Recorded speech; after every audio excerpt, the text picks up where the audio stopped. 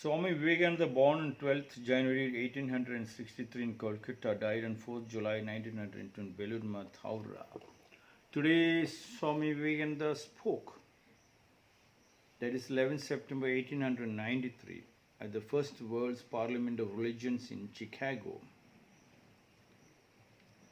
He opened his speech with religions in the First World's Parliament of Religions in Chicago. He said, "Sisters and brothers of America," that has shocked the American people. "Sisters and brothers of America, it fills my heart." It was in the First World's Parliament of religions. "It fills my heart with joy unspeakable to rise in response to warm and cordial welcome which you have given us. I thank you in the name of the most ancient order of monks in the world. I thank you in the name of the most ancient order of monks in the world. I thank you in the name of the most ancient order of monks in the world." Means ancient means Indian monks in the world, the Hindu monks in the world. "I thank you in the name of the mother of religions, the Hindu religion. And I thank you in the name of millions and millions of Hindu people of all classes and sects, My thanks also to some of the speakers on this platform who are referring to the delegates from the Orient." This is Swami Vivekananda's speech in 1893. "I have told you that these men from far off nations may have well claimed the honor of being to different lands, the idea of toleration." And Swamiji said, "I am proud to belong to a religion. I am proud to belong to a Hindu religion which has taught the world both tolerance and universal acceptance. Which has taught the whole world, tolerance and universal acceptance. We believe not only in universal toleration, we believe not only in universal tolerance and universal acceptance. Who the Hindu religion has taught. Truth is bitter, but fruits are sweet. Truth is bitter, but fruits are sweet. That was what the Hindu religion, Swamiji is trying to tell, taught. Both tolerance and universal acceptance. Yes, once you have all the truth is bitter, but fruits are sweet, then it becomes beautiful, accepted through the deep, intimate relationship with the nature. We believe not only in the universal toleration, but we accept all religions as true. We accept all nature as truth. We accept all men and women as truth. We accept our wife and husband and children as truth. We accept our parents as truth. We accept our family tree as truth. Our joint family system as truth. The Mother Earth is truth. The nature is truth. That was the connecting link. But we accept all religions as true. If you cannot accept another person as true, then you cannot be true, because you have not understood you. If you are not, as long as you don't understand yourself, you cannot understand another person. When you are not truthful to you to understand yourself, you see through your prism, through your lens, everything is bad, everything is wrong. That was what Swamiji was trying. "I am proud to belong to a nation which has sheltered the persecuted and the refugees of all religions and all nations of the earth.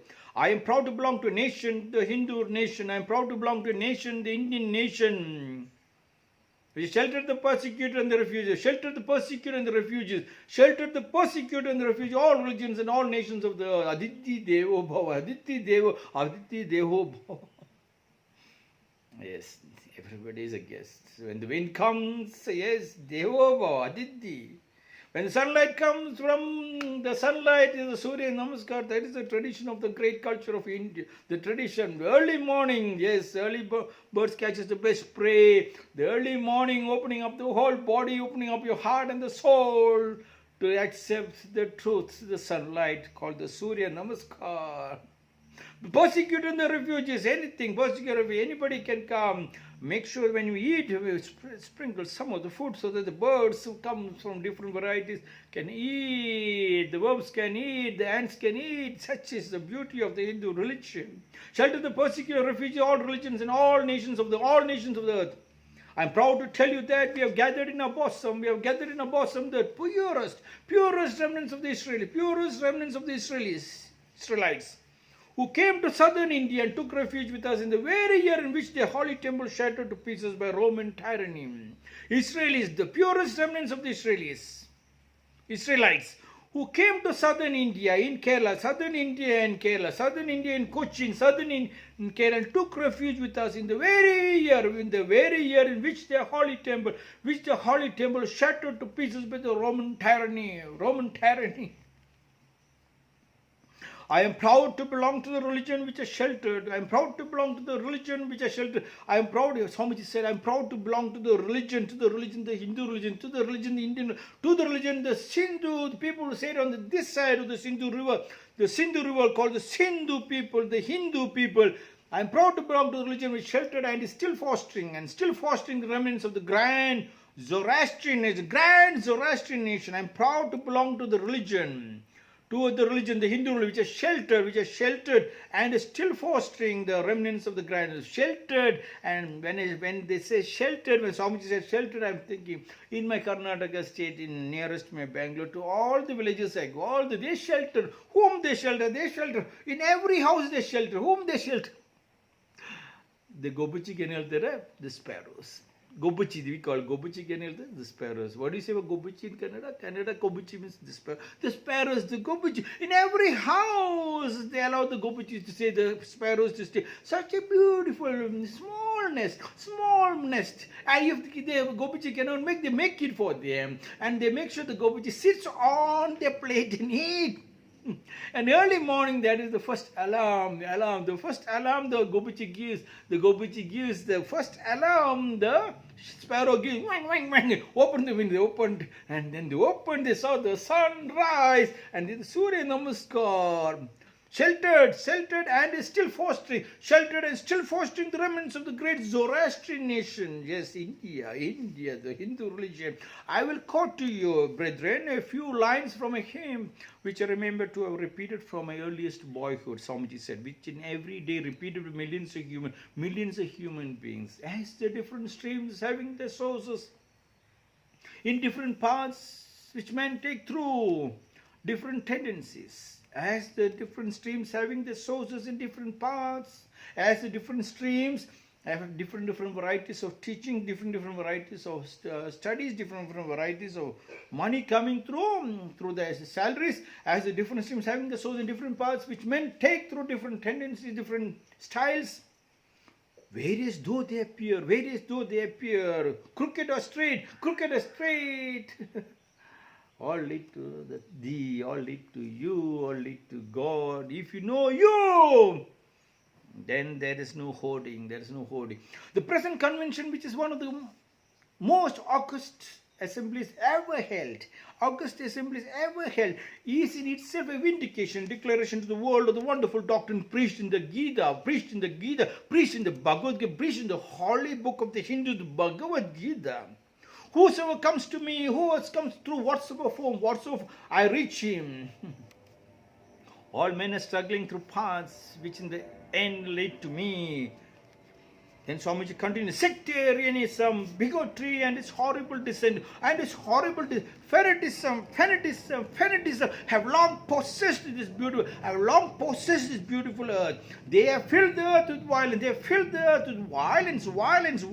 Drenched it often and often with human blood. Destroyed civilized, sent whole nation to despair. Had it not been for these horrible demons,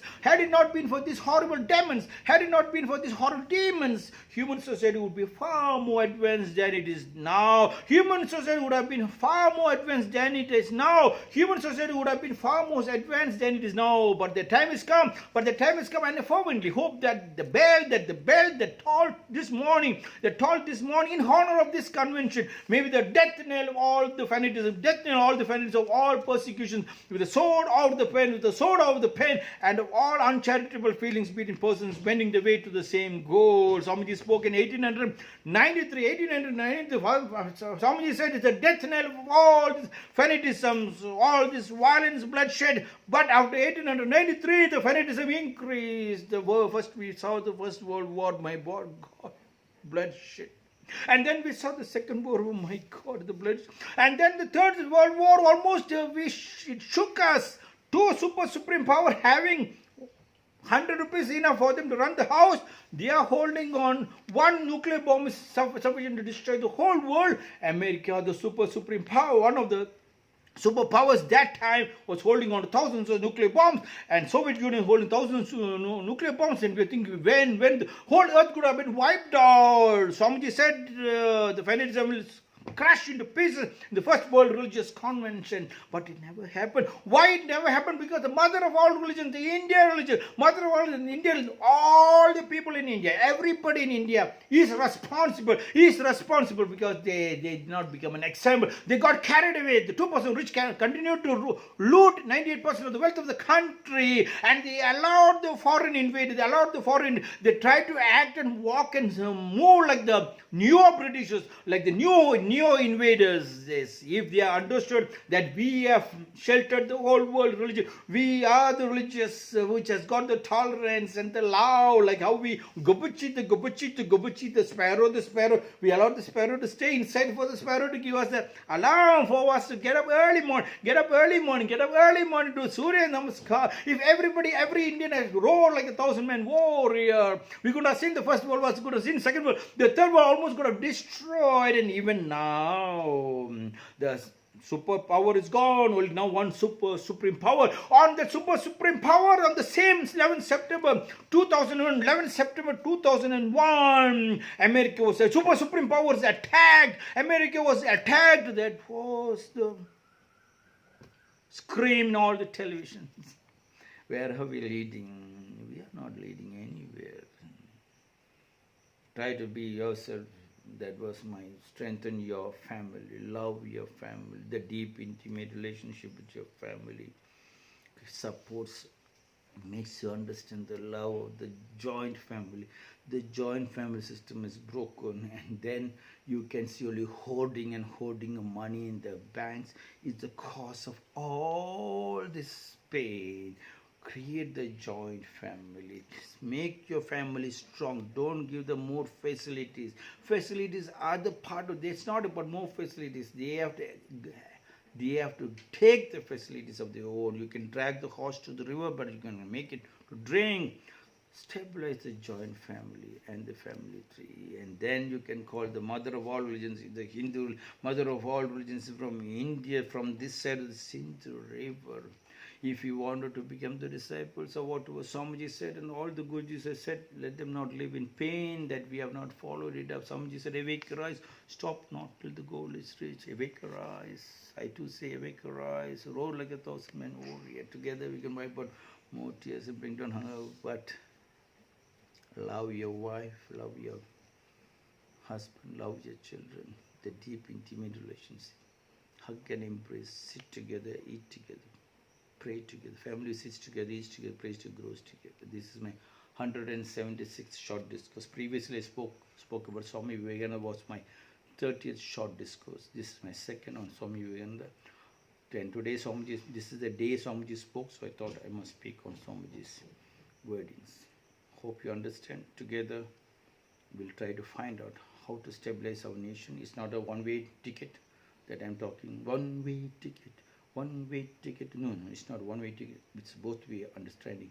176th short discourse. Whoever has been traveling with me, hold on, listen, do not break the link. That will help us to become more strong.